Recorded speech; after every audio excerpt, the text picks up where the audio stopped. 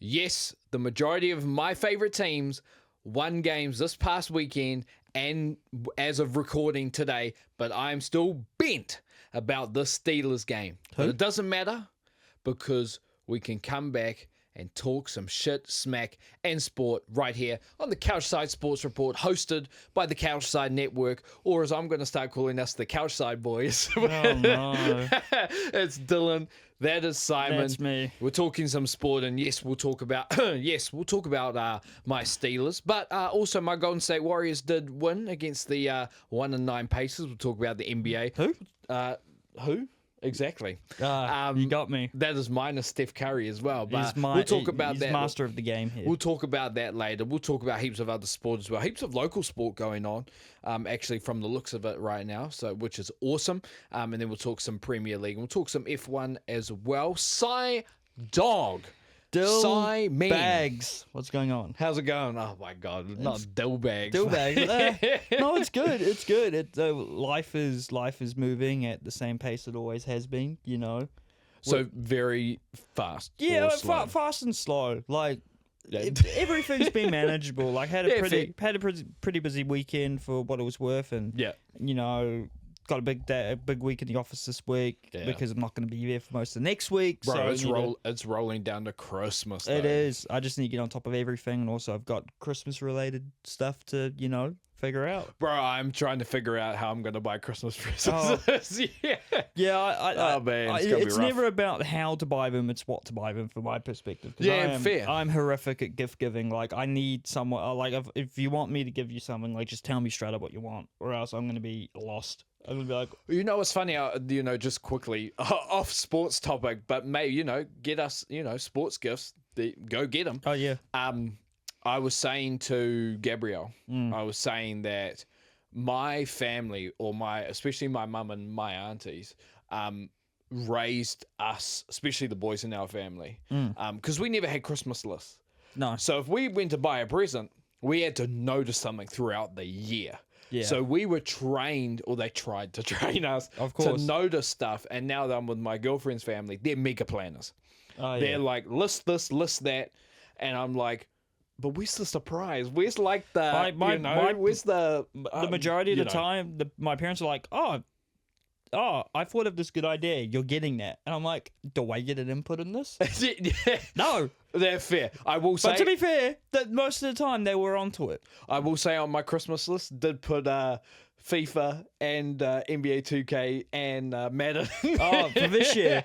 I thought you meant when you were a kid. I'm like, no, this year. This year. I haven't even considered what I would want for Christmas this year. Oh, man. Well, do you know who may have felt like it was Christmas? Oh.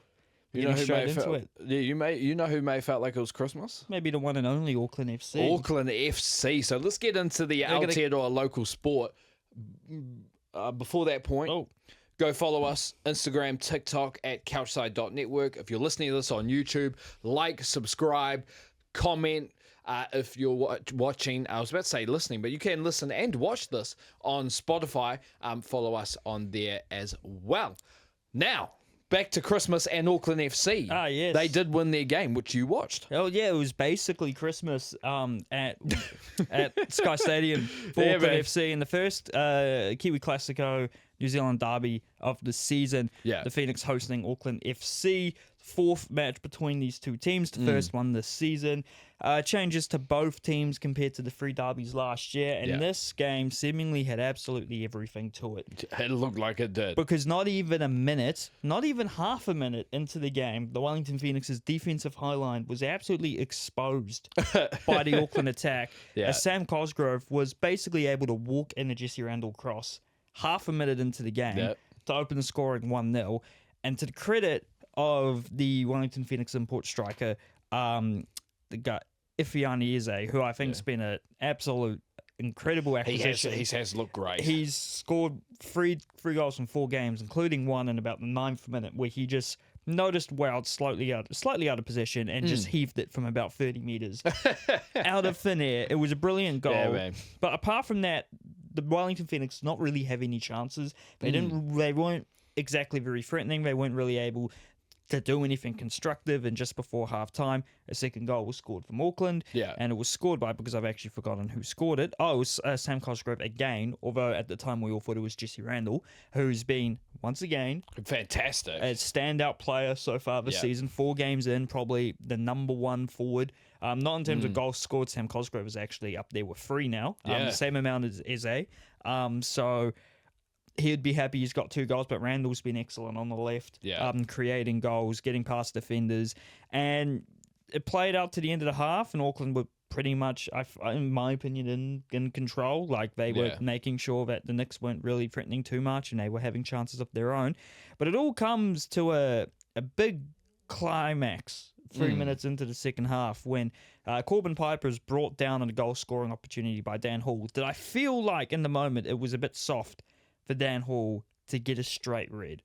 Yes, but the rules, from what I've seen, say it was a red. But it did seem like something he had been played into doing. I know it's the game. I know those type of things happen in football. You can play someone into committing a foul, and it can even be a red card. Yeah. But it was rough for Dan Hall to come off. But for the next half an hour or so, despite the man down, Auckland FC were able to hold on. Yeah. And they didn't have the bulk of possession, but they weren't really allowing attacks all the time. Yeah, it was still very much an equal game, and there were times where Auckland almost went up again until the 79th minute, when substitute Logan Rogerson unfortunately put on a horror tackle, studs up, and was sent off himself. So it's 9 men versus 11 for the rest of the game.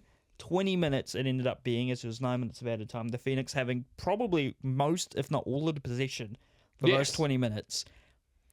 Always in our half, always near the goal, unable to put it through. A couple of chances came very close, but they would, they were like a constructive pass away from actually getting in the net, or just none of us hair, like thickness of a hair away. Yeah. It was, still a little while away, and somehow 20 minutes playing with a 2-man disadvantage, Auckland FC hold on for another derby win. Wellington cannot beat a team who had 9 players for 20 minutes, cannot score against 9 players in their own backyard. Tough. In front of probably one of our biggest crowds of the season. It's a horrific result for the Knicks in that regard. Obviously, Auckland are one of the best teams in the league, so losing to one of the best teams in the league is not, obviously, in the grand scheme of things, the worst thing in the world. Obviously, losing a derby is not great. But if you cannot score against 9 men, that was my stomach. Genuinely my stomach. Yeah. If you cannot score against 9 men for 20 minutes in front of a home crowd, something is not right. That may have been my ass there. Funny. Let me repeat myself so this can be clipped. No, if you can't score against 9 men for 20 minutes, that's rough. Something's up. Yeah. And I think the Knicks obviously have players out injured. I know Ishiga's out for the whole season with an ACL. Yeah. I know other players were coming back. But Auckland also had injuries of their own. Sakai was not in this game. Kellen Elliott put in a massive shift at right back. He's been showing that he is one of the best right backs New Zealand has. It's just, unfortunately, he's stuck behind Sakai at Auckland FC, which, I mean, you don't want to get rid of Hiroki Sakai. He's an integral part of that team. But other players weren't fit for Auckland FC from a while. Sorry, Nando Painika came off the bench in his first A-League appearance of the season. I'm trying to think if there was anyone else who was injured, probably, but forgotten. But the Knicks have had probably definitely had more injuries, but still it's not an excuse. Yeah. And I think if I look at the drawing board and go, okay, this can't happen again. They do host another derby this year. We got 2 last year. They get 2 home ones this year. So they'll be trying to, do better than that. A lot of people were saying that this is worse than the 6-1 loss last year. In some regards, yes. But in some regards, 6-1 is horrific. But yes, it's pretty bad. It was a weaker Knicks team. It was a Knicks team in worse form. And this Knicks team has actually started off the season pretty well. It was their first loss of the year. I was going to ask you this. I know it's early in the season. I had 2 questions for you. Number one, because, whether you're an Auckland FC fan, you're a Wellington Phoenix fan, I think we can agree. I think if we ever got an Auckland FC versus Wellington Phoenix grand final, that would pop off. Or just even a semi or a qualifying final. It would be, absolutely. It would be amazing. But Do you see an improved Wellington Phoenix team to start this year? Yeah, no, this team is much better than last year. Okay. I think they've recruited really well. Like Armiento, Eze have came in and have immediately provided quality and big moments. The youngsters at the Knicks are continuing to get better, even if they're not up to the scratch of the players they're playing in front of. Like guys like Matt Sheridan and Locke Kwan, I think that's how you pronounce his name. They perform admirably in those defensive positions where Tim Payne and their other import centre back James from Canada is also they're very good players for the Knicks. I know Tim Payne gets a bit of a bad rep at times, but he is one of the better players at the Knicks. He's been there for as long as he has. Yeah, he's been there for a while. I think the Knicks, just in some areas, it's a lack of experience, and it's no fault of their own. It's just they've tried. They're stacked in one position with younger guys, but I don't think that's a bad thing. But they've clearly improved from last year. I think this is just an unfortunate result. It's probably more of a mental thing. Like, you lost the first derby last year started with an 88th minute goalkeeper mistake goal, and then they score 2 minutes later to make it 2-0. Then the next derby's 2-1, like you just couldn't win it, and then in the third derby you get thrashed 6-1, and Auckland go on and win, the minor premiership and get all the way to the semis to the same stage they got the previous year. Well, you miss out on the playoffs. It will be a mental thing, and a lot of the guys from last year are still in the squad, but it is an improved team. I think they can make the playoffs. Obviously, we'll see what happens after this result. We don't know if this is a sign of things to come, how they're going to, go on forward without a Shige for the rest of the season. Yeah. But they've got some very talented local players who can make an impact. Like Luke Brooksmith will be expecting to get more game time as a result. Yep. He's a very talented young player. He's already played for the All Whites. He's 17, 18. You can't, doubt that he's got the quality to possibly start in the A-League. But they are missing players due to injury. When they have a healthy team, I think they will definitely be pushing to that top six. I don't want to say they'll very comfortably be top six, because I think there's a lot of teams in the A-League who could claim to be comfortable top six favourites, or also in that same place as the Phoenix. But it's a long season. There's only four games in. There's, almost 20 to go. Yeah, true. So we'll see what happens, but the next week's games will be quite interesting to see where the Knicks stack up, or Auckland stack up, as both teams will want to, in Auckland's case, they'll want to keep the good form rolling. They haven't lost yet this season. They're still top of the table, having claimed that last week. And the Knicks will be hoping to get back into winning form, because they have won and drawn 2 games to start the year. So, again, they did draw the Central Coast and draw the Perth, I think, which, teams they probably want to be beating. But they did win the other game. I forgot who they bet. But I think they are improved. We'll see what happens, though, when they come up against bigger teams. They're not facing a very top contending team next week. This week, actually. They play Brisbane at home. They host MacArthur on Saturday at 5 p.m. MacArthur, I think, are an all right team to test your skill against. I don't know exactly how good they are compared to last year and whatnot, but I think if the Knicks win that, it's a sign that, top 6 is definitely a possibility. Even if they lose it, it's still ages to go in the season.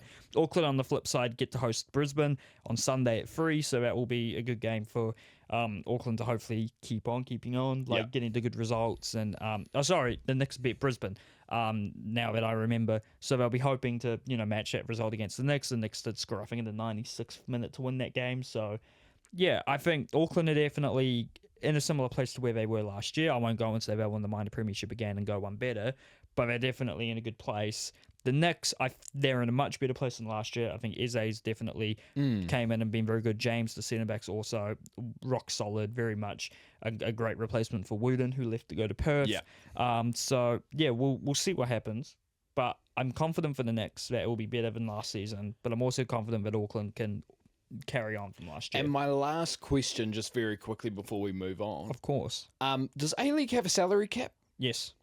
Auckland FC do have a exception. So Wellington Phoenix fans, stop with the bullshit. Wait. Stop it. Dylan, you're embarrassing yourself, because Auckland FC do have an exemption to pay more than the other teams for the first couple of years, because they were an expansion team. Did not know expansion teams got that. Yeah, so there is an exemption. I apologise for my co-host ignorance here. Still bull. No, to be fair, most people probably don't know that. Some Phoenix you're fans saying- who are smart will bring it up and say they do have an exemption. So you're saying MacArthur did. would have had that? They signed Benyat and Muniain. Very good point. Wait, did I say, was it Muniain? No, I don't think it was Muniain. It was Benyat and someone else, also from Bilbao. No, Yeah. are you sure it wasn't?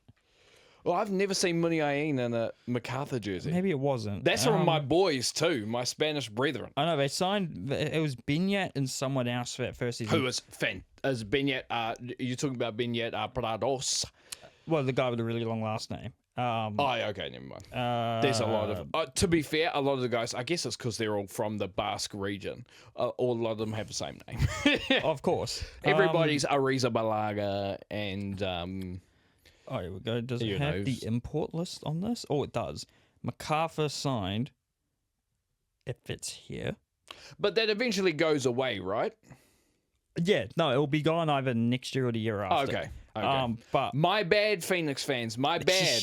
We make mistakes out here. Oh, we do. No. we always accidentally say something out of character and whatnot.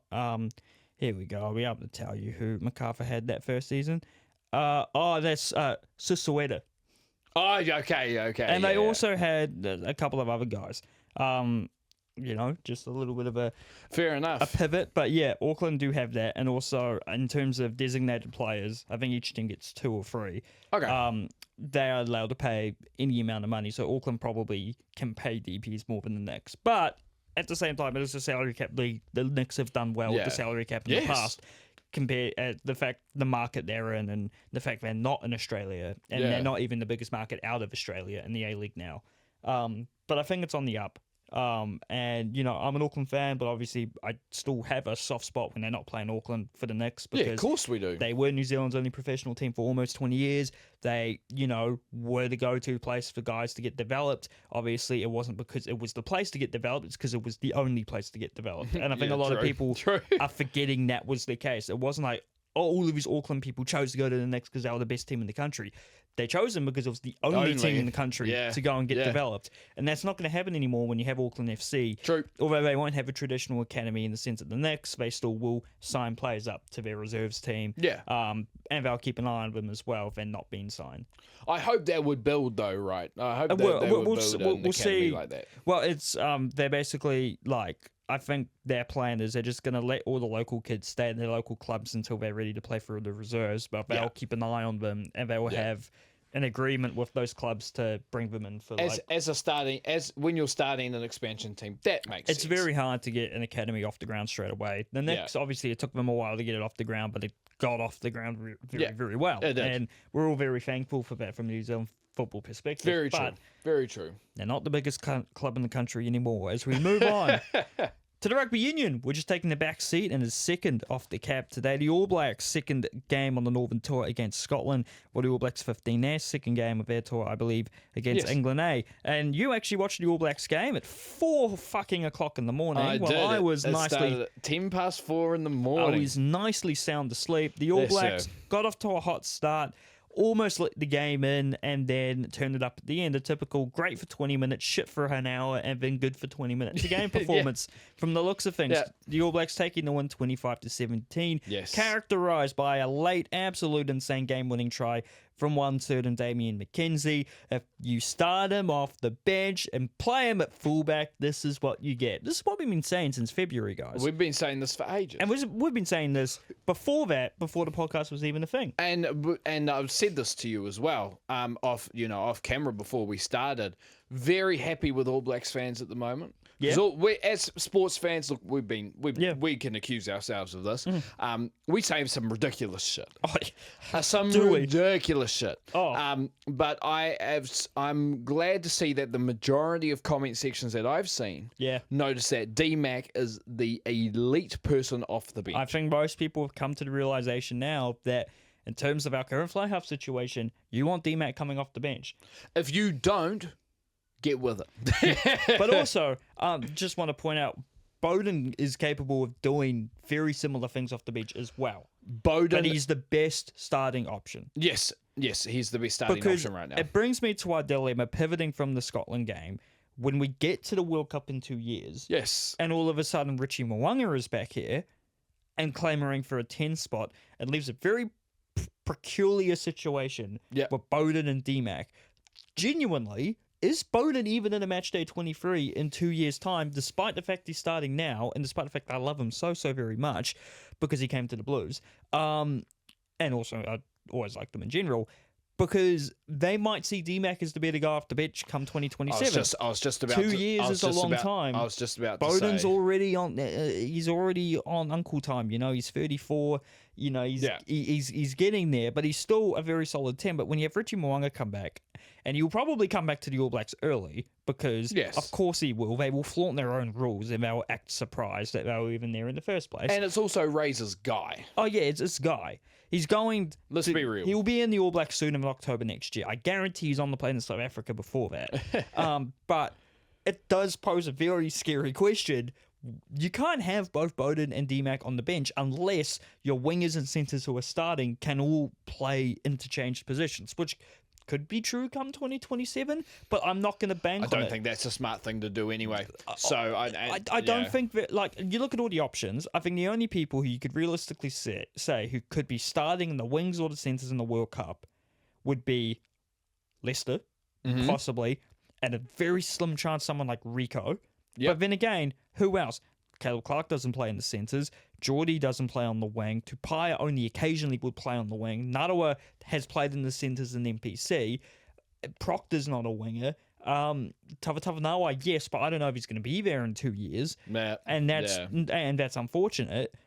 It's very, you can't have Bowden and DMAC as your two back subs unless you do a reverse South Africa and name an extra back, which is probably not the smartest thing in the world. No. But yeah, it just poses that question. Who's missing out on the match day 23? Because all three of them will go to the World Cup. There's no doubt about that. Yeah. But someone's missing out on the match day squad. I honestly think now 2 years, like you said, is a long time.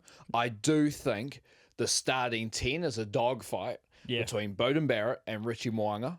Whichever one doesn't start is not in the match day 23. I think it's one of those unique conundrums where Damian McKenzie is so good coming off the bench that whoever isn't starting doesn't play entirely. And there's a bit of a blessing and a curse because it gives us two very world-class options during that World Cup. Like, obviously, 2 years' time, Bowden Barrett, he's already 34. We've got to keep that in mind. I hate saying that, but some players, they do get better with age or just maintain that form. And I think Bowden's doing a pretty good job at it at the moment. We don't know what's maintaining it. Well, I don't know what's going to happen next year or the year after. There's still 2 full Super Rugby seasons and another next year, very long international season to come.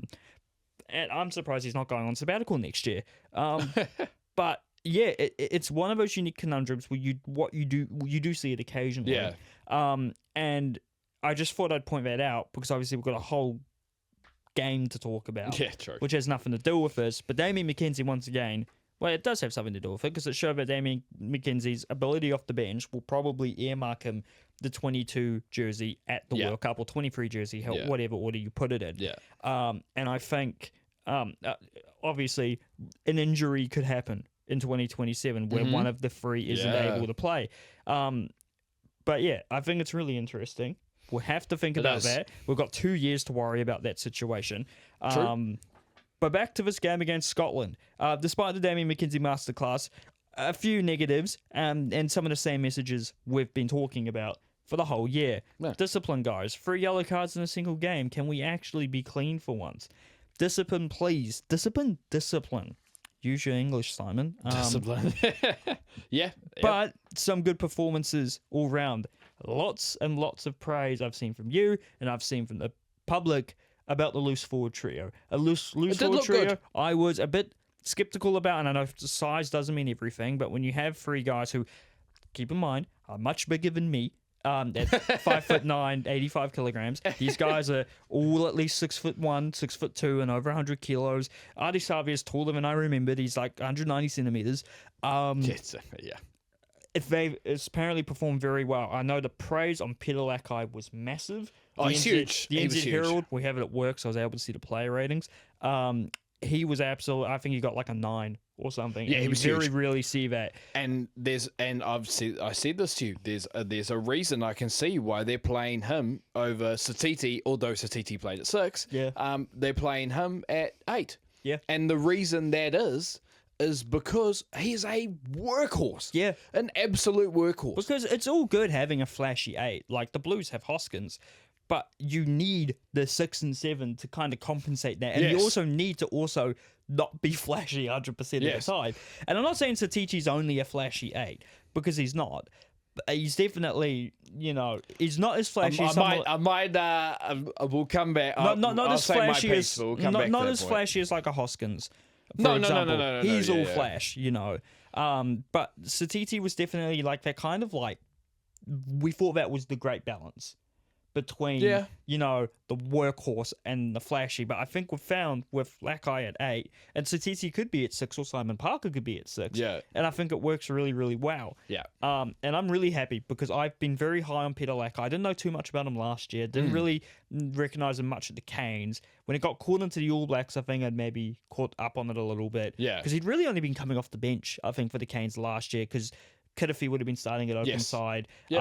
I think they were probably still playing Iose at 8. And was Brad Shields? Yes, Brad Shields. Was he there the year before? I'm not sure. Yeah, he was. Pretty sure he was. Because he was there this season. But that performance he played against France, where he was on the bench and Fino got injured after 2 minutes, I think they shifted someone. I think it was the TT. No, they put Lakai at. Yeah, they shifted the TD to 8 and put Lakai at 6. No. Satiti was at. No, I don't think he played at 6. I think he played most of the game at open side, but he put in a shift in a game against France. We did lose. Yeah, he did. He absolutely. Even if it was did. a blindside, he was solid, and he did not look like he was missing a beat. Like it was like he'd done this before. Yeah, and true. he's younger than Satiti, and I think he is one of the best finds I think we've had. The Canes, to start him, have been playing him at 8, and that's probably his home in the All Blacks at the moment. Yep. As long as Ardie Savea is in the 7 jersey, I think he's there at 8. Do I see him shifting to the 7 jersey when Savea is gone? I think it's a very big possibility because you look at all the other 7s in this country, and a lot of them actually play other positions as well. Yeah. And actually, when you think about it, like the Blues have Dalton, but I don't know if the All Blacks are going to consider him after the next World Cup. The Chiefs have Luke Jacobson, who unless he goes overseas, I think he will always be considered. The Canes have Lakai. The Crusaders, are they going to have Blackadder? Are they going to have Christie? I think Tom Christie's gone to Newcastle. Yeah. I'm talking about Colin Grace. And then Highlanders, there's always a couple of players here like this Lasaka or Witty have this, big uptake in form. And I swear there's other young 7s I'm just forgetting of. Like, I don't know, Anton Segner or guy at Otago who was really good NPC. Forgot his Lucas name. Casey. Lucas Casey. But look at us knowing the NPC players. It's almost like the bare minimum. We are educated. I think Lakai's an All Black for the next 10 years. And is such a great player. And I think it's taken us a while to find the perfect 8. Because last year it wasn't Satiti, it was Ardie, wasn't it? Because we still had Kane at 7. Yeah. And the fact Ardie gets to play at 7, he's proving he could still play at 7. Yeah, sure. Because remember, you had doubts that he couldn't hack at 7 anymore. I did a little bit, yeah. But he still can. He absolutely still can. And I think that will be his position until he retires. Yes. From the All Blacks. Definitely. But yeah, the loose forwards were very well received. Also well received were a few of the backs. Caleb Clark only had a half before going off. He, again, was impressing people with the long ball, the high ball. Unfortunately, has got himself HIA'd. Won't be playing against England. That's rough. We'll talk about that later. But all I know is that Josh Lord was actually turning people's heads. Josh Lord showed potential. He's been showing why that he's been persisted with for the last few seasons. I still don't think he's better than Sam Derry. No, I think if Sam Derry has a full season, he's taking that spot. But Josh Lord showed potential. And the big thing is we have depth at lock. And we have two... Josh Lord and Fabian Holland, both 2-meter guys. I think Sam Derry's not too far off.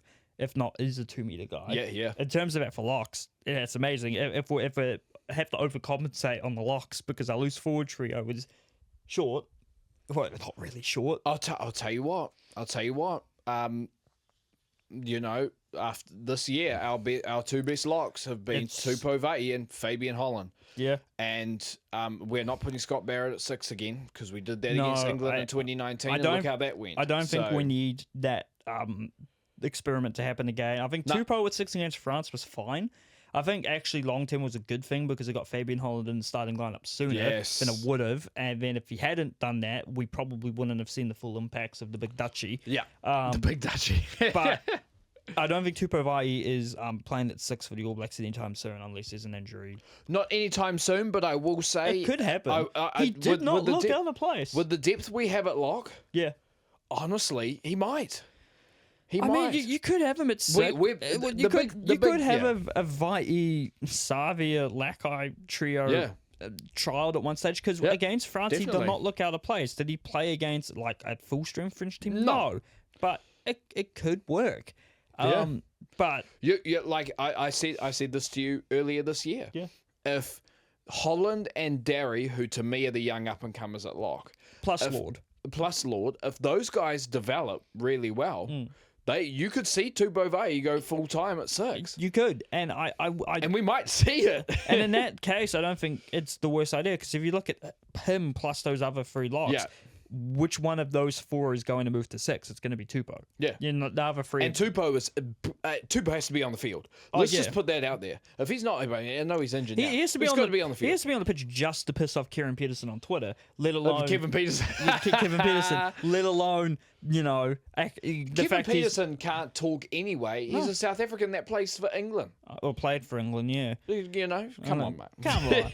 But hey, also, I know some people hyping this up, some people be more realistic with it. Stefano Nuku at outside centre, starting the game. He, again, very good run-it-up centre. We know this. Very good power centre. But questions over his defence and his distribution. There's questions on both him and Tupai defensively. I'm going to put that out there. I know Tupai did not have a great game, but I don't think that's any reason to panic. I think him and Leicester are very much in the contention for centre spots. Absolutely. Yeah, I have to be. And I said this to you, and I'm definitely saying it after this game. Look, it's cool, and they'll have to stick with that centre pairing for the rest of this tour because Geordie Barrett's out for the rest of it. I'm pretty sure. I could see them if they panic a little bit and they want someone who's a little bit more experienced. We might see Leonard Brown make a cameo. I'm not super against. I'm not against the reason I'm saying that is because Leonard Brown is once again another one of those type of guys. Yeah, I just feel like it's probably better distributing than Tupai and Whananuku. Although saying that, Leicester did assist the winning try.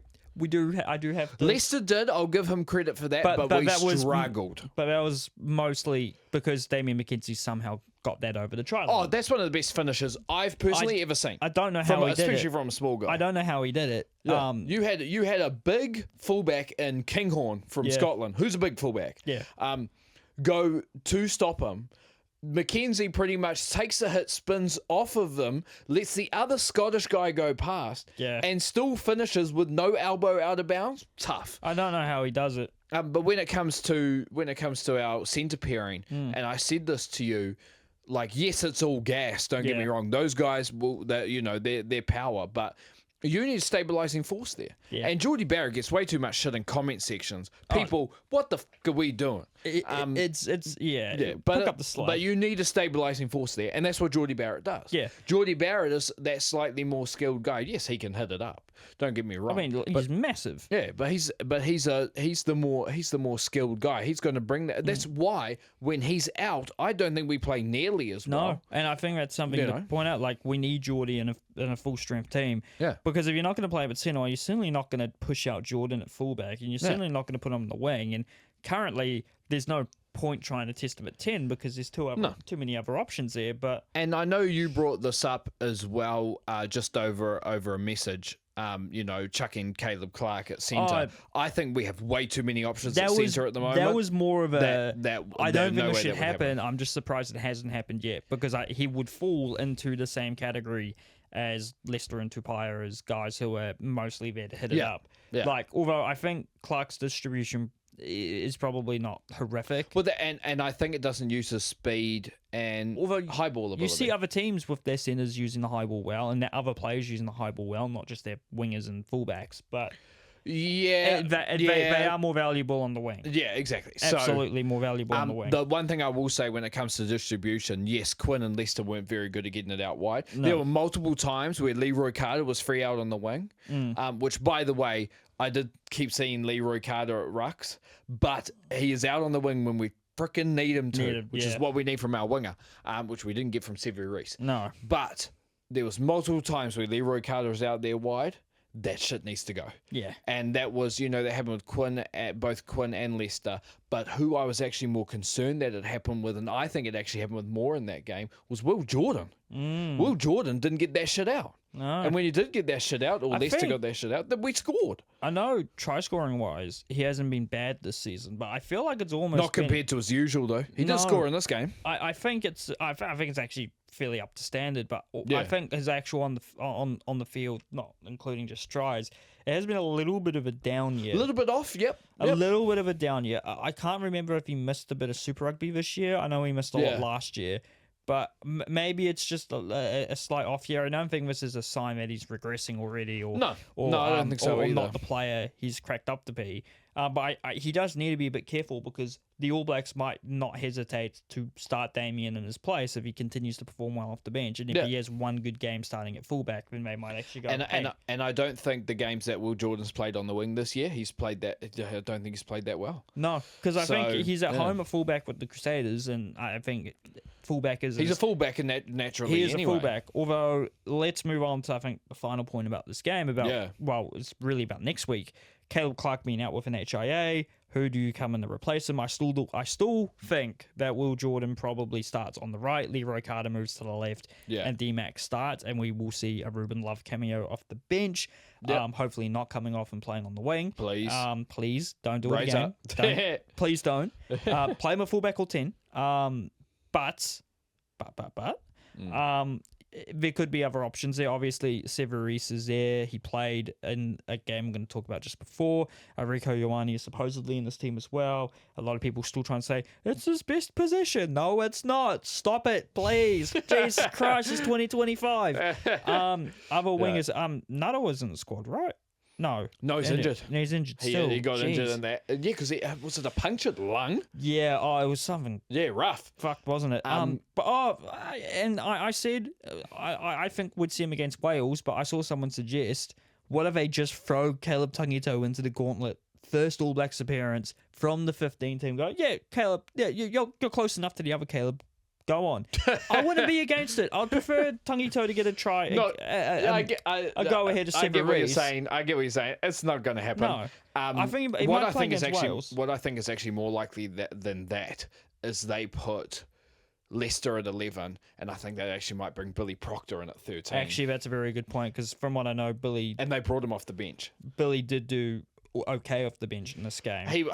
And Leicester going at 11 does allow Billy to go back in. Yeah. Again, is it basically replacing a like-for-like centre with another like-for-like centre?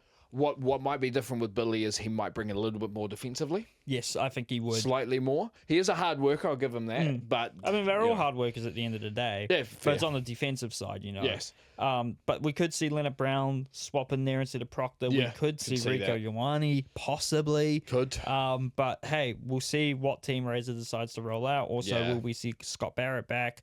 Will we see... I don't know if there's anyone else with an injury cloud. I thought Scott Barrett was out for the year. Or is he? Oh, if he's out for the year. I thought Scott and Geordie were both out for the year. I think Geordie's pretty much out for the year because he came back home. But it was a high ankle sprain. But I don't think Scott did. So maybe Scott forces his way back in. I still think Sam Darry should be involved in some way, although I think Josh Lord probably... maybe he gets the nod over Josh because he's more All Blacks experience, but they'll probably start Josh. But we will see what happens. Yeah. Let's just say this to end it off. The All Blacks can't play like that against England and win. That's not going to work. No, it's not. No, it's not the acceptable way to win, but it wouldn't surprise me if we did. Oh, it would. Yeah, but I'd still... I think England, they're better than a lot of people probably give them credit, but also... They also hype themselves up a lot. They do hype themselves up a lot. It's annoying. It is a little bit. I will say just one, because we've been talking about this for freaking ages. Oh, yeah. One thing I want to see, and I don't need any explanation for this. I want to see no yellow cards. Yeah, no yellow cards. I'm leaving it at that. Please. No yellow guys, cards. stay disciplined. Play the game to the rules. Don't let the opposition get in your head. Yeah. But moving on to the All Blacks 15, who played England A in Bath. And that was a Surprised England A wasn't as good. No. I thought they'd be a little bit better than that, I won't lie. Maybe not. But hey. But All Blacks 15, 31-14, and they got off to a very hot start compared to the game against the Barbarians. Yes. Braden Ennor was man of the match. Good performance for him. Unfortunately, probably not really sniffing the All Blacks anytime soon, unless they do roll that fucking dice, because he would be more of a distributor than the other 13 options right now. I don't know if it's the right call. I think there's too many options, man. I think there's too many other options already in the All Blacks, but it would not surprise me if Braden Ennor they rolled the dice with him. Caleb Tangito scored yet again, putting himself in the shop window for the All Blacks team and saying, hey, get me in, Chief. Get me in, Coach. But the last game for the All Blacks 15 is next week on Monday at 4 a.m. against Uruguay in Béziers, France. So that'll be a fun little game to watch. Interesting to see if any of the 15 guys do miss out because of the All Blacks, but I don't think it will be many. As we move on from one kind of rugby to the other, Kiwis versus Samoa Pacific Championship final, and despite a very good first half from the Samoans, the Kiwis were able to bring it back 36-14. It's their second Pacific Championship after they beat Australia in the final in 2023 30-0. Famous result. Yes. Coached by Michael Maguire, who the following year led New South Wales to an origin, and then the following year after that led the Brisbane Broncos to their first NRL premiership in 20 years. Quite Great insane, coach. Michael Maguire. He is a bit of a coach where he's not he's not someone you bring to do a rebuild. He's someone you bring in when the team is at the point where it should be winning. I get that. Which coaches are allowed to be like that, and coaches are allowed to be a rebuilding coach. True. Don't hate the player, hate the game. But this was a very big win for the Kiwis, a massive second half where they kind of just decimated Samoa in every way. Dylan Brown, love him or hate him, was very, very, very, very good. Probably gonna make a lot of Parramatta Eels fans a lot less stressed as he joins them next year on a massive, I think, 10-year deal or something. This was also Kieran Foran's last game of professional rugby league. Massive career for him. Played with last the Warriors game of professional rugby league or international? I believe professional. I believe he's hanging up the boots because he played his last game for the Titans. Oh, okay. I think it's his last NRL game too. So he gets to go out with a Pacific Championship. I think he has an NRL premiership to his name. I can't. Who would that have been with? I wasn't the Sea Eagles, I reckon. It surely was the Sea Eagles when they beat the Warriors. Yeah. He's been playing for that long. Jeez. And he's 35. So a good win for the Kiwis, though. Great. I'd say great win for the Kiwis. Samoan fans are not happy. No, they're not happy. I don't want to generalize an entire fan group. No, but some of the excuses I've seen on TikTok, pretty madness, have basically. It's just I saw one person say, "Oh, it's okay to lose to the greatest Kiwis team of all time." I'm sorry, what?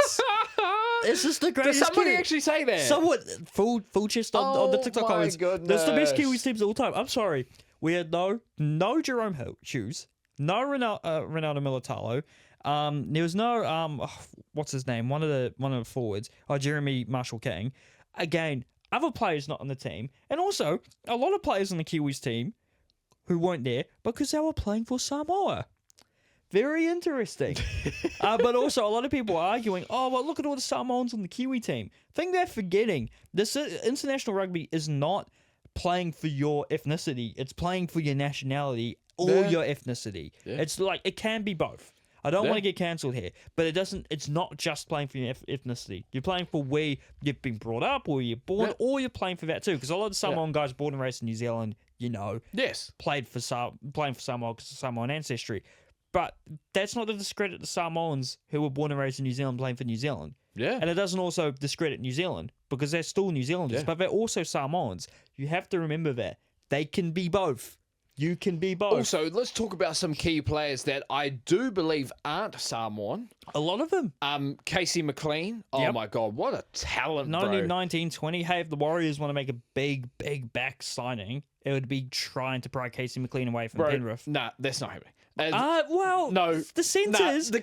Also, actually, I do not think it's that preposterous. When you keep in mind the centre situation at the Warriors, because it's very likely Roger Tuivasa-Sheck will be starting in the centres at some point next year, because they've brought in Khan Pereira from Gold Coast, and they probably won't drop Dallin, because Dallin was really good in 2023. They're not going to do him dirty like that unless he leaves.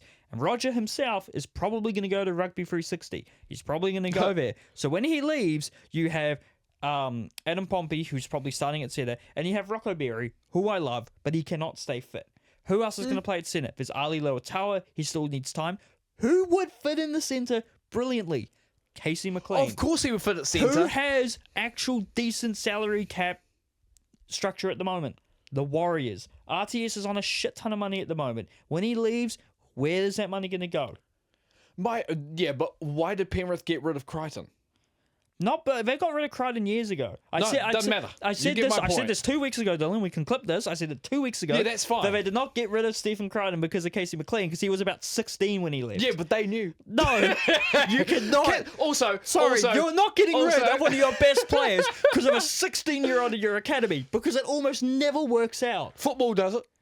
No, but the football teams are stupid and have way more money to cover. They'll just spend $50 million on some other random guy from a different league. We're pointing it up now. Now, can I also just say, anybody that thinks the Penrith Panthers are dead have lost their frickin' mind. They made the fucking prelim finals. They're not dead. Casey McLean at centre. You've still got Alamoti.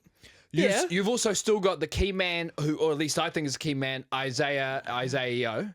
Bro, you've still got Nathan Cleary, Dylan Edwards, Tungo. You still have Isaiah Papali'i. Yeah. You still have Moses Leota. Yeah. The Panthers aren't dead. Yeah, but then people... You're just delusional. There's people out there saying the Panthers are dead. No, they are not dead. I'm sorry, and we're Warriors fans. I'm literally here wearing my Warriors shirt, The Panthers are the furthest thing from dead. The Panthers could, honestly, after a loss, because they'll have motivation too, might be even scarier. They have the greatest junior system available to them in Australia, and they're still bringing in the best Warriors juniors who won the New South Wales Cup. And a lot of that is because there's nothing else to do in Penrith. Well, not really. I'm willingly not going to go to Mount Druitt and tell you what's there, but hey, let's go back to the Pacific Championship game. Man, but a lot of excuses saying, "Oh, well, your team's got lots of Samoans."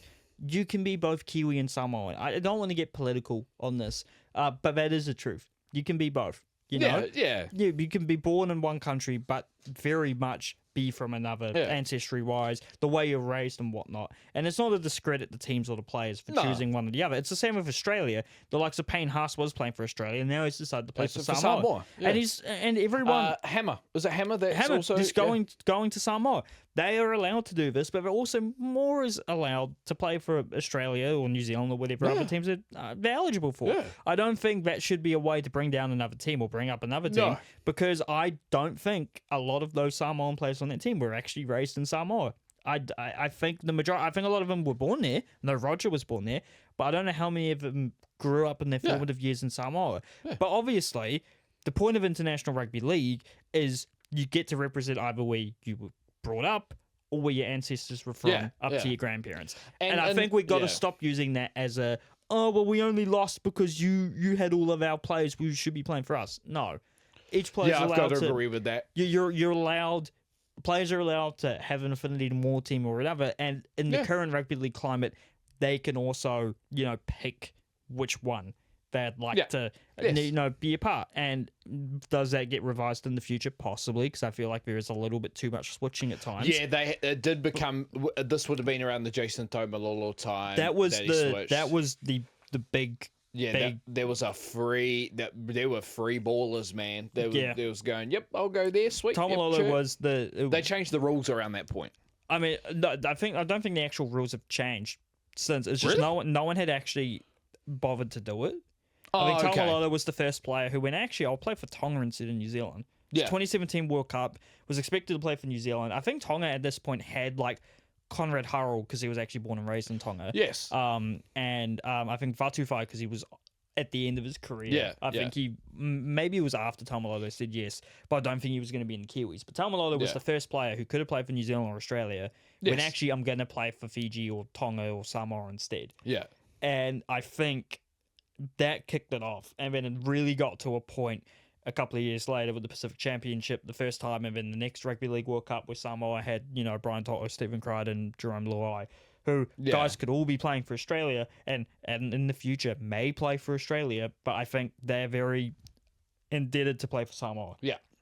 And it's and just to end it off, because once again we talk about this for ages. Yes, but I agree with you. It is awesome that you can represent absolutely your ethnicity. Let's just call it. And you should. But at the same time, like people, we gotta stop judging these choices here. Yeah, it's a personal. It happens when you lose a game.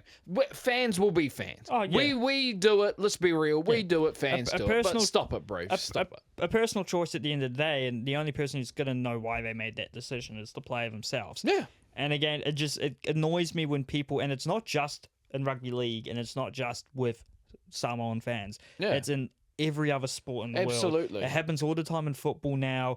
You get people talking about, the French national team and like, oh, all your players, they're not from France. We're like, well, born and raised there. Just because they're of African descent doesn't mean they're not French. Yeah. They're still born and raised there. And saying something like that pisses off way too many people these days. I'm like, I'm sorry. Yeah, you need, I'm sorry someone born and raised in France isn't French. So? Hello? Yeah. Like, born and raised in New Zealand. My dad was born and raised in New Zealand, but his parents were both English. But for some reason they wouldn't question that. But we're not going to get super political on this podcast, are we? No, there's a very good point. But you also have to make the point at the same time. But I say we move on to a little bit of basketball before I accidentally say something out of line or piss people off while being correct, which we probably already have. But I'm going to move on to the basketball. Unfortunately, anyway. No, move on to it. Yeah, going to the ANBL, the Australian National Basketball League. So let's run through some results. Go for it. Melbourne United lose against the Sydney Kings in a close game. Hallelujah! 95-92 to the Kings. The Illawarra Hawks do get a little bit more on track. They've been very bad this season. They beat Melbourne United, who lost 2 games, 107-93. The Breakers lose a close one again against the 36ers, 83-79. The 36ers are good. They are good. I can't be upset with that. But the Breakers, I've been saying this for a long. We literally had a short come out about it. Oh, man, I'm not even going to get into it. Another close game, though. The Southeast Melbourne Phoenix, unfortunately for you, they won. They did win. Against the Tasmania Jack Jumpers in a close 103-102. Then the Illawarra Hawks get another one with pretty much the exact same score, winning 107-90 against the Cairns Taipans. Bullets take a close one. They look really good this year against the Tasmania Jack Jumpers, 83-81. And then what I'm going to call the Simon Classic. This is the derby to piss Simon Cooper off. Yeah, the Simon pissed off derby. Southeast Melbourne Phoenix and Melbourne United. And Melbourne United take the win 92-81. There's not a game in the world more that I'd like both teams to lose. I won't lie. At some point, we're going to get a game and we're going to put a bet on each other or something. And my bet is going to be when Southeast Melbourne and Melbourne United play each other, you have to watch that game. Oh. And you have to... And you're going to lock me in a room in a straight jacket. It's going to be done. Oh, God. But the Adelaide 36ers, who you said were good, did actually lose to the Perth Wildcats, 94-87 too. So. And then the Kings and the Breakers lose again, 79-72. I'm going to keep saying it. I think Copper's got to go. I think they'll probably keep him till the end of the year, but keep him to the end of the year. We should be way better with the talent that we have. Way better. But move on to some more basketball, some even more local basketball, some Tauihi women's basketball out there. Even more local than Australia, mate. Yes, big facts. It's our backyard. First game, Southern Hoiho, who have actually been pretty good this year, lose to the Tauranga Fire, though, 83-81. The mainland Pokai, they beat the Tokomanawa Queens, who are, I think, top of the table at the moment, 93-89. And the Northern Kahu horror season continues as they lose to the Southern Hoiho 73-59. Don't know what's going on with the Northern Kahu. They're our team, technically, because they're from where they are. Well, if you're my local team, you're my team. I can't exactly. I can't doubt that. Yeah, but speaking of local teams, the Black Caps, sir, the Black Caps are playing in a massive series against West Indies. Well, yeah, 5 T20s, 3 ODIs, and 3 tests, and we're starting off with the T20s. The first of the T20s was actually a loss. The West Indies go 164-6. The Black Caps just missed out, posting 157 for 9. But Mitchell Santner, of all people, almost brought it back, hitting 55 of just 28 balls. He's captain, eh? I think so. Yeah, leading from the front. Good on. But the second T20 we lost. went a lot better for the Black Caps. They went 207 for 5, with Mark Chapman scoring 78, former Hong Kong international Mark Chapman. And the West Indies almost, fun fact. Hey. And the West Indies almost chased it down, but were stopped at 204 for 8. In the third T20, the All Blacks only put up 177 the Black Caps, 177 for 9, thanks to 56 from Devon Conway. But the West Indies were narrowly short, bowled out for 168 with a ball to go. Ishodi and Jacob Duffy took 3 wickets each. And today, the fourth T20 was being played in Nelson, but the last time I checked, it had been rain delayed, but I assume if it did play, then the game is probably wrapping up or wrapped up now, as it is just after 7 o'clock, and we haven't even got to the international sport. Crazy. There was no result. It got fully rained out. The West Indies posted 38 for 1 after 6.3 overs, and they did not resume. So the fifth T20, and if New Zealand win it, they win the series, will be this Thursday at 1:15 p.m. in Dunedin. Liam, friend of the podcast, told me why they're playing it in the afternoon. I forgot why. I think it's to do with the lights or something. But that makes sense. Yeah, that makes sense. It's a bit annoying. But the ODI start on Sunday at 2 p.m. in Christchurch, so a bit longer cricket. You should watch that, Dylan. As we move on to the final international sport and another Northern Tour, Silver Ferns. The final local sport, yeah. The Silver Ferns are in Scotland at the moment. And who are they playing, Dylan? You're very interested by this nickname. Yeah, so I didn't know the Scottish netball team was called the Thistles. Yeah, I mean, which is a flower. Isn't the English team called the Roses? Yes. So every English thing on a rose, you know. But it goes hand in hand. Yeah, because I was like, is that the thing you put on your thumb? No, that's a thimble. That's a thimble, you dumb. I was going to say something really bad there. Not the Scottish thimbles, mate. No.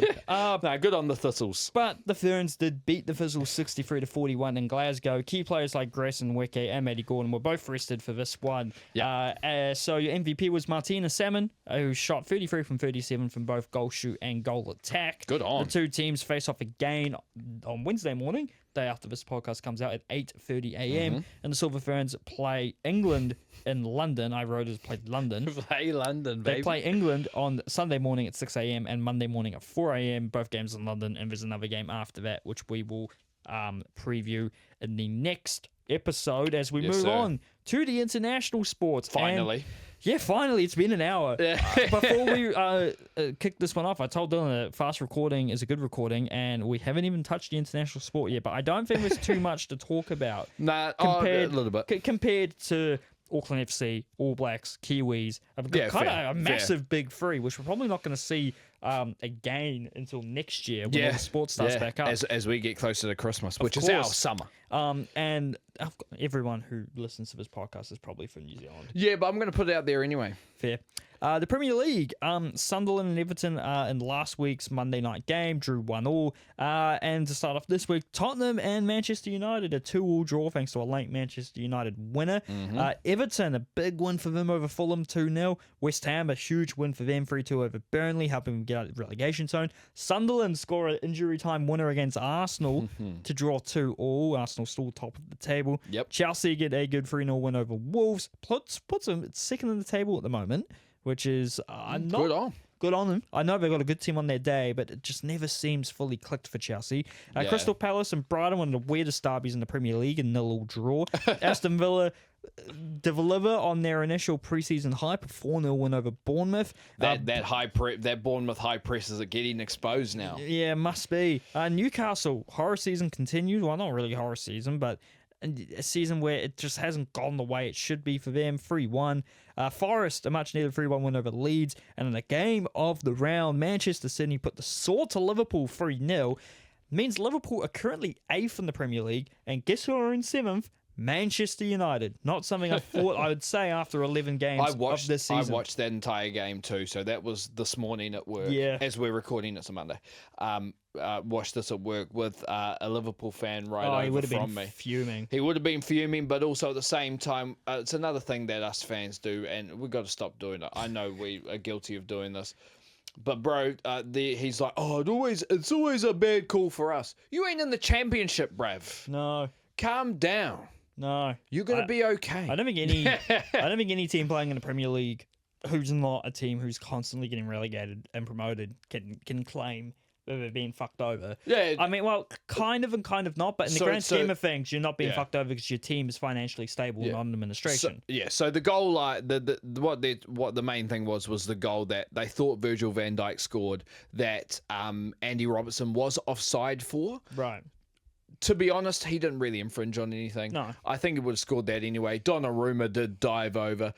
By the way, can I just say, Donnarumma on one end and Mamadashvili on one end, that's the two oldest 26 and 25-year-olds I've ever seen. I was wondering what you're going to say there, but yeah. I mean, I'm like, bro, it's like the oldest 25, 26-year-old derby. You put their ages together and they probably look that age individually. Yeah, that's what I'm saying. Anyway, they're fantastic goalkeepers, but with a lot of potential.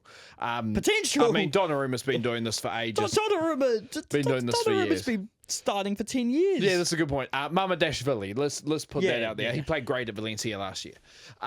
Was it Valencia? I think it was Valencia. But in saying that, I do get that, but I then said to my Liverpool fan friend, I said, but yeah, then it would have been 3-1. Yeah. And he goes, but momentum and stuff like that. And I'm like, can only take you so far. And I'm like, we're going to talk about the sport eventually, but the thing I always remember, so in the NFL, they used to just have the NFL Championship and then the Super Bowl in the late 60s, and that's what it is now. But the biggest point difference ever was in the 40s. I believe it was 1943. The 1943 NFL Championship, which was between the Chicago Bears and at the time was the Washington Redskins. The Commanders now. Yeah, the Commanders now. The Bears won the game 73-0. Yeah. And there was a legend quarterback on both sides. It was Sid Luckman for the Bears and Sammy Baugh for Washington. For Washington. And Sammy Baugh, he did actually say this. Somebody, I think it was a reporter, asked him afterwards. He's like, "Oh, what if you scored that first touchdown?" And he had a perfect reply that he said, then it would have been 73-7. Yeah. And this, I He's think a that realist. was, I think that would have been the case here. So, I get it, but like fans, we can be better than that. Yeah. Like, yes, we want our teams to win, and you should want your teams to win, but we've got to be better than that. Come on, guys. But Man City did really have control of that game. Bernardo Silva was finding gaps everywhere in the midfield. And Liverpool just couldn't keep up, to be honest. And it sucks because we both thought they'd be awesome. But did they buy too many players at the same time? I think we're finding that out a little bit now. They possibly did.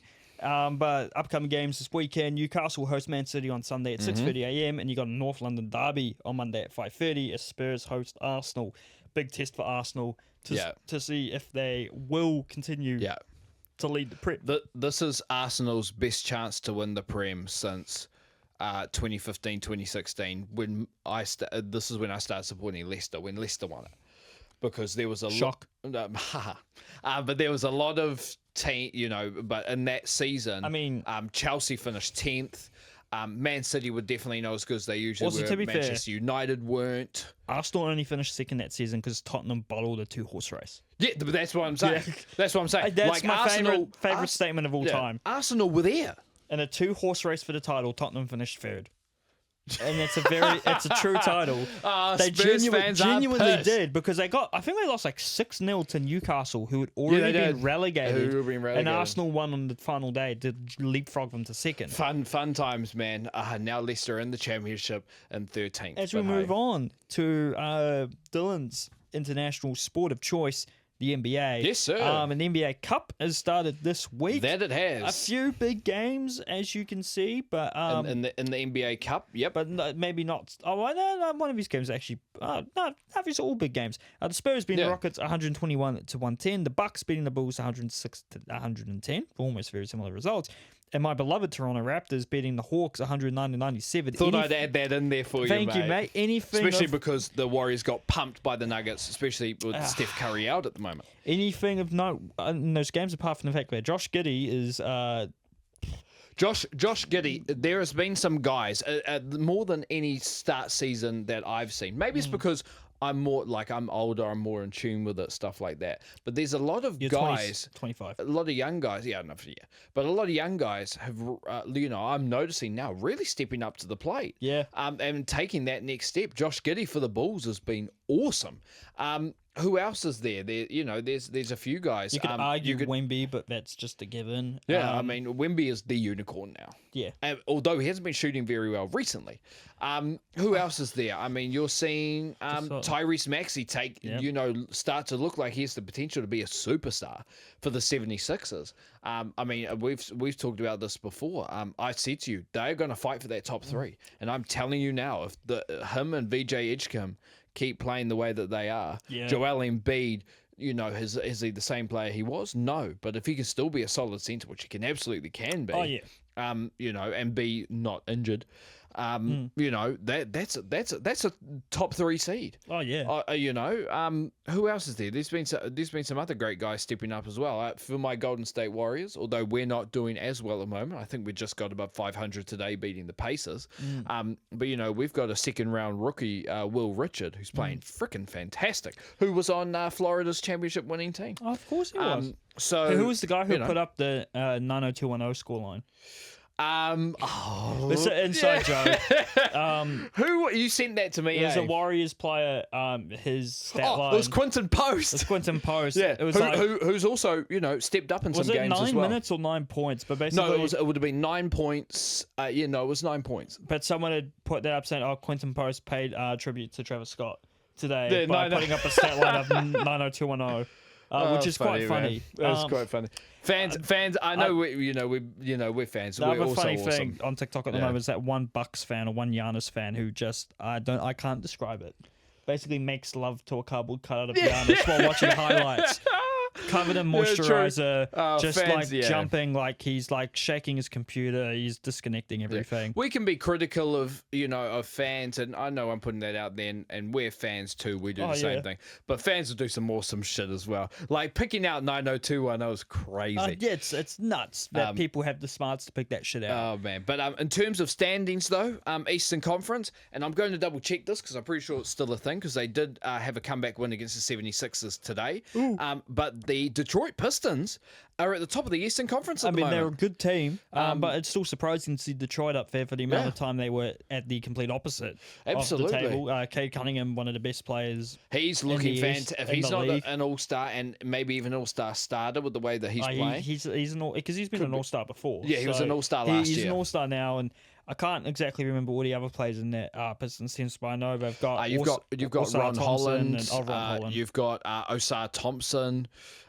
You've got Duncan Robinson. Oh yeah. Who's throwing up the three ball, and also a guy who I started following these rebuilds on TikTok. Oh yeah. And this guy, he called him, and this is how he said it, the sim god, Jalen Duren. Oh, Jalen Duren, of course. Jalen Duren, who is an undersized center technically, but he's been fantastic. A very good center. He's been awesome. So they're building something there. They are. It's awesome to see. Cleveland is second and 7-3. The Knicks are third, 6-3, and the Bulls are also 6-3. What did I say about the Knicks and Cavs? They're going to be up there in their second and third. Miami Heat 6-4, fifth. The Heat always find a way. Yeah, they find a way. But Eric Spoelstra is an excellent coach. One of the best to do it. Yeah, Milwaukee 6-4 and Philadelphia 6-4. So it's Miami 5th, Milwaukee 6th, Philadelphia 7th. And I thought I'd shout out to you boys, Toronto, who are 5-5 and 8th. Good. So good on them. Might make the playoffs. We might make the playoffs. Yeah, Brooklyn, Indiana, and Washington all on 1 wins and 9 losses. Yeah, that's rough. No, funnily enough, the East is more open than the West is, which I thought the West would be. But OKC 10-1, tough. I told you. They're not going to win 69 games. I told you they're going to win 69 games. They're not going to win. If they do, fair play. You know what are we going to bet if they win 69 or more games? If they win 69 or more games, no, you're going to have to think of it for me because this is. If they win 69 or more games, you have to go to a Breakers game wearing a Los Angeles Lakers shirt, complaining that you're not watching the Lakers. Nah. I'll buy the jersey. I don't even think I can afford to go to a Breakers game. I'll buy the jersey. I'll buy the tickets. And I'll make sure. Well, here's the thing, right? Because I've said this to you. Would another team be worse for you? The thing that got me into basketball was Kobe Bryant. Was Kobe Bryant okay, so what team do you hate more than... I'll be honest, I don't know. Because who are the Warriors' rivals, really? Not Cleveland anymore. The Kings. No.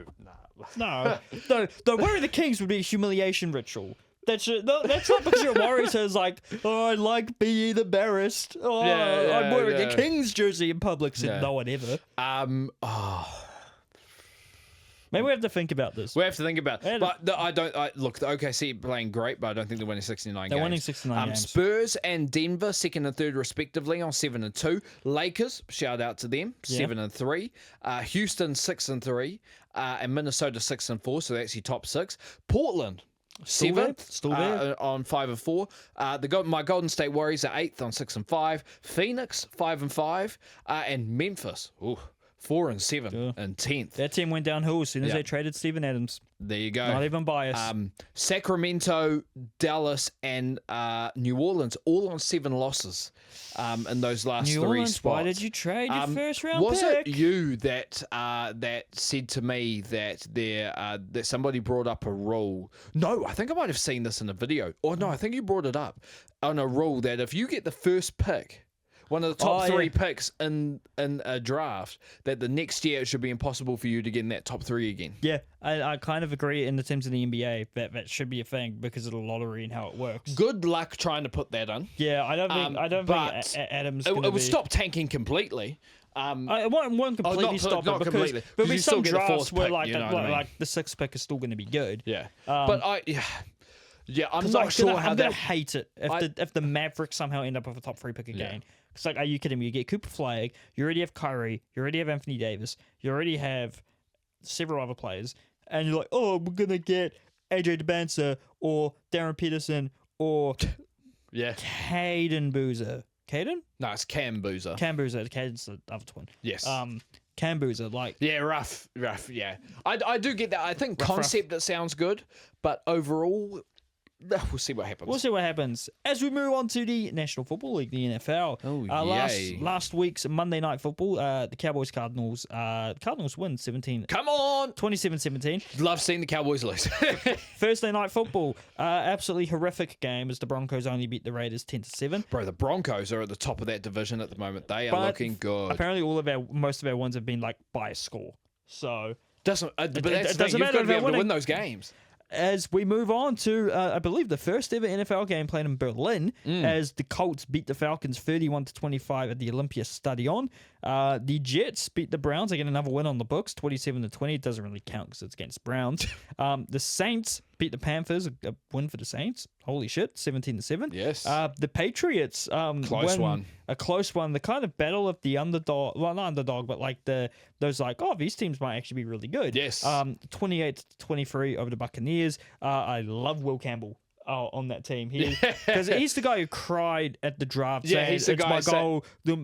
Crying about protecting his quarterback. Yes, you've just drafted a Hall of Fame tackle. Yeah, protective instinct's insane. Yeah, nuts. The Vikings, my Vikings, unfortunately go down to the Ravens, who could have really helped me out there, mate. Sorry, mate. 27-19. The Bills get I thought I saw that the Dolphins won this game. I'm going to double check, but I'm pretty sure the Bills won this. I thought I saw the Dolphins won this, but maybe not. I will double check this. It's the Bills beat the Dolphins 30-13, or were you so in shock that the Bills lost? that you had? Oh my God, yes, I was. No, I wasn't in shock. I can't read. Yeah. The Dolphins did win 30-13. Yeah, nuts. How are you doing that? Good on. The Bears beat the Giants 24-20. The Texans beat the Jaguars 36-29. As we move, the Seahawks beat the Cardinals 44-22. The Cardinals. Speaking of the Commanders, they lost 44-22 to the Lions. The 49ers lose to the Rams 42-26. And you're going to have a little bit of a hissy fit over the Steelers as they did not beat the Chargers. No, they lost to the Chargers 25-10. Our defense played excellent. Our offense was fucking useless. Aaron Rodgers. Come on, DK Metcalf. Get another wide in there. Yeah. Fix Well, you it up. can't now because we had trade deadline's gone. So from the reports that I've seen, we did have chances to get other wide receivers, and we did sign a guy who's played with Rodgers before. He's on the practice squad at the moment. I'm sure he'll get onto the main roster, and that's Marquez Valdez-Scantling. What a name. But this was the first Steelers game that I watched, and I said, wow, we actually need another wide receiver. Yeah. Because we got into situations where, look, we have like 4 tight ends. We have a quality tight end room, although I don't think Pat Fryermuth gets used nearly enough. But we have a quality tight end room. But when you get into what they call third and medium, third and long situations, and you need to spread it out, you need wide receivers that can spread out. I love Calvin Austin. I love Roman Wilson. I think those guys will end up being, solid wide receivers, but they're not those guys yet. No. And it's, in this game, it really got exposed because the Chargers defense really their Chargers have always played conservative defense. Yeah. They love having a lot of people in the in the back end covering passes, and will rely on a few big guys up front to stop the run. Yeah. And they played an excellent game, and they beat the Steelers at the Steelers' own game. Yeah. And we have to live with it and get better. Look, we beat the Colts. We couldn't beat the Chargers this week. We played the Bengals, a division rival. We'll need it next Monday. But it was the first game that the Steelers had where I was like, man, we need another. You need it. This is where I first said, even though George Pickens I think would have gone anyway because that's just who his ego is. We needed a guy like that there. Well, we really did. You'll be happy to know that in the mock draft service I use, yes, it's currently got the Pittsburgh Steelers at number 20 picking a quarterback in Lenora Sellers. So from not South Carolina. South Carolina. Yeah, South Carolina. One pick before the Cleveland Browns select Carnell Tate from Ohio State, and a pick before the Bills would select Makai Lemon from USC. The only other wide receiver going before would be going 3rd overall to the New York Giants as Jordan Tyson from Arizona State. Yeah. It's currently got the Tennessee Titans taking Reuben Bain Jr. from Miami. Edge. I mean, they have Cam Ward. Yeah. And then it's got the Saints taking Fernando Mendoza. Quarterback's going to be interesting for the Dante Steelers Moore, next year. Ty Simpson. It's going to be very interesting. But I'm more excited about who is currently predicted to go 18th to the 49ers. Offensive tackle, just from the name alone, from Utah, Caleb Lomu. Hey, You already got a fan in me. He's 6'6", 304 pounds. That's a big guy. At Utah at the moment, 4th highest ranked offensive tackle on this big board. You gotta love it. Hey, good on. Unfortunately, it's still another draft. Still one more draft after the next one until Ryan Williams is a NFL prospect. He's the guy at Alabama who is super good and is, I think, still only 18. I think there's will it be Jeremiah Smith as well? Jeremiah from Smith Ohio as well, State? and Cam Coleman from Auburn. They're already looking at Malachi Toney in 2028 from Miami as well, which that's 3 years away. Come on, guys. This is crazy. But that's what they do, right? Oh yeah. So, So the Steelers are once again going to have to go back to the drawing board. Come on, guys. And get better. You're pissing off Dylan again.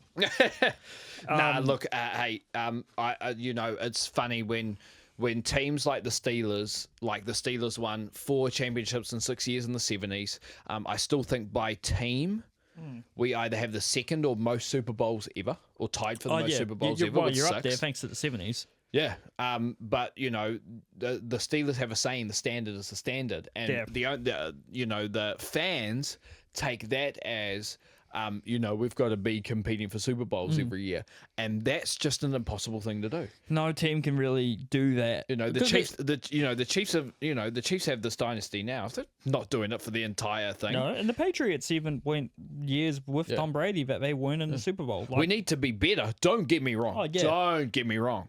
But that's the standard is you go out there and you try and win every single freaking game. Oh yeah, which the Steelers do, and the Steelers do compete every year. It's do. the Steelers and the Packers that will compete every year.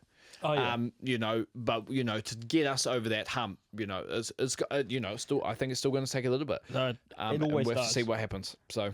Yeah. As we look into next week, the Bills and the Bucks face each other on Monday at 7 a.m. The Broncos and the Chiefs also on Monday at 10:25, and the Eagles take on the Lions at 2:20 p.m. on Monday. Plus, the Dolphins versus Commanders. The only reason I'm bringing this up, as it's a 3 a.m. Monday kickoff, is at the Santiago Bernabeu in Madrid, the home of Real Madrid. So that'll be a fun game to watch. There you go. As we move on to the international rugby, we'll go through most of these results. It's nothing really crazy. Georgia beat the US 43-30. Ireland beat Japan 41-10. Portugal lose to Uruguay 8-26.